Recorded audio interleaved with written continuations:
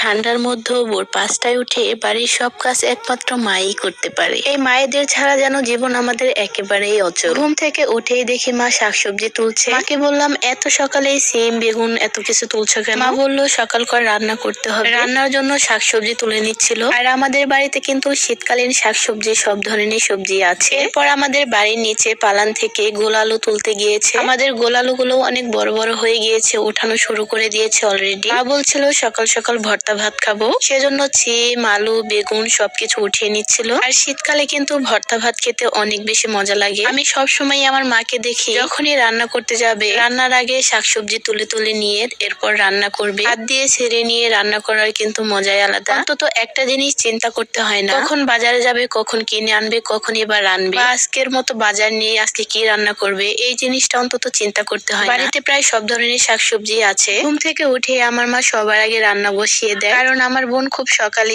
স্কুলে যায় আর সকালবেলায় যেন খেয়ে যেতে পারে, সেজন্য রান্নাটা আগেই বসিয়ে দেয়। আর আমার মায়ের যেন কষ্ট না হয় সেজন্য আমি এই কুকারটা মাকে কিনে দিয়েছি, সকালবেলায় যেন রান্নাটা বসিয়ে দিয়ে অন্য কাজগুলো করতে পারে। এরপর রান্নাটা বসিয়ে দিয়ে কবুতরগুলোকে খাবার দিচ্ছিল। আজকে আমি আমার মায়ের পিছন পিছন ছিলাম সারাদিন। আমার মাকে আমি 1 সেকেন্ডের জন্য বসতে দেখিনি। আমি দেখলাম আমার মা একের পর এক কাজ করতে আছে, একটু বিরতি নেই কাজের মধ্যে। এরপরে গেল গোলালুগুলো মাপতে। আজকে নাকি আমার আব্বা গোলালুগুলো বিক্রি করতে নিয়ে যাবে আমাদের বাজারে। আর এই গোলালুগুলো কিন্তু আমাদের বাড়ির সামনেই হয়েছে, আপনাদেরকে দেখালাম। এরপর দেখলাম আমার মা বারান্দা মুছে দিচ্ছিল, বারান্দায় অনেক ময়লা হয়েছিল। আবার একটু পরে দেখলাম মা গরু বের করতে যাচ্ছে। আমার মা অনেক কিছুই পালে, গরু ছাগল মুরগি কবুতর প্রায় সব ধরনের পশু পাখি পালার চেষ্টা করে। আমার মা বলে এগুলো নিয়ে আমি সারাদিন পার করি। আরো বলে যে এই যে মুরগি কবুতর গরু ছাগল ওরা আছে বলে আমার সংসারটা পরিপূর্ণ লাগে। এরপর মুরগিগুলোকে বের করে দিল। আর আমিও প্রায় সময়ই আমার মাকে চেষ্টা করি একটু কাজে হেল্প করার জন্য। আমার ছেলেটা ঘুমিয়েছিল, এরপর আমি ভর্তাগুলো বানিয়ে নিচ্ছিলাম। এই কনকনে শীতের মধ্যে কিন্তু ভর্তা ভাতই অনেক বেশি মজা লাগে সকালবেলায়। আমার তো বাইরে যেতেই অনেক কষ্ট হচ্ছিল, কারণ বাইরে এত পরিমাণ শীত এবং এত পরিমাণ ঠান্ডা, কুয়াশা পড়ছিল বৃষ্টির মতো। 10টা-11টা বেজে যায়, এরপরেও বেলা উঠছিল না।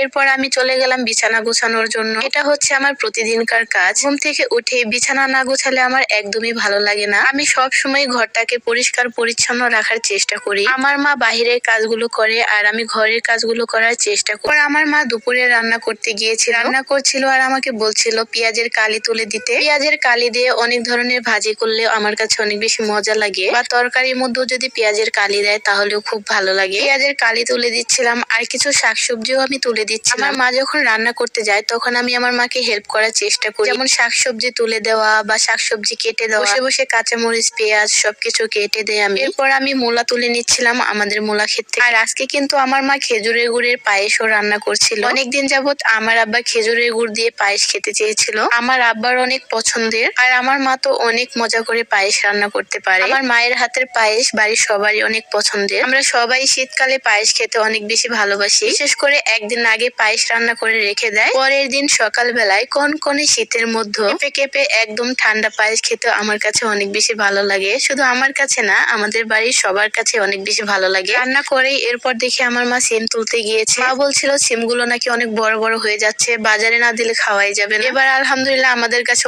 অনেক সিম ধরেছে। কিছুদিন আগেও বিক্রি করতে দিয়েছিল, আবারও বিক্রি করতে দিবে। আমার মা সিম ছেড়ছিল আর আমিও কিছু ছেড়ে দিচ্ছিলাম। আমাদের বাড়ির শাকসবজি সবাই অনেক বেশি পছন্দ করে। আমাদের বাড়িতে যে কোনো মেহমান আসলেই আগে বলবে আমাকে কিছু সবজি তুলে দাও, যেমন আলু বেগুন সিম বরবটি, এরপর টমেটো দেশি লাউ মিষ্টি লাউ সব ধরনের শাকসবজি আছে আলহামদুলিল্লাহ। এরপর মূলা ডাঁটা পালং শাক আরো অনেক ধরনের শাকসবজি আছে। আপনাদেরকে মাঝে মধ্যে দেখায়, আবার মাঝে মধ্যে দেখানো হয় না। এই যে দেখেন অনেকগুলো সিম তোলা হয়ে গিয়েছে, এই সিমগুলো আজকে বাজারে বিক্রি করতে দিবে। আর আমাদের বাড়ির শাকসবজি গুলো একেবারে ফ্রেশ শাকসবজি, একদম সার বীজ ছাড়া শাকসবজি। সবকিছু ধুয়ে রেডি করে দিচ্ছিল আমার মা। আমি আপনাদেরকে প্রথমেই বলেছি আমার মাকে ছাড়া এই সংসারটা একেবারেই অপূর্ণ। প্রত্যেকটা কাজে আমার মাকে হেল্প করতে হয়। এরপর আমাদের গরুর দুধগুলো এগিয়ে দিচ্ছে আর আমার আব্বা বাজারে শাকসবজি নিয়ে যায়, আর আমার ছেলেটা পিছন পিছন দৌড়ে যাচ্ছে। আজকে এ পর্যন্তই, সবাই ভালো থাকবেন, আল্লাহ হাফেজ।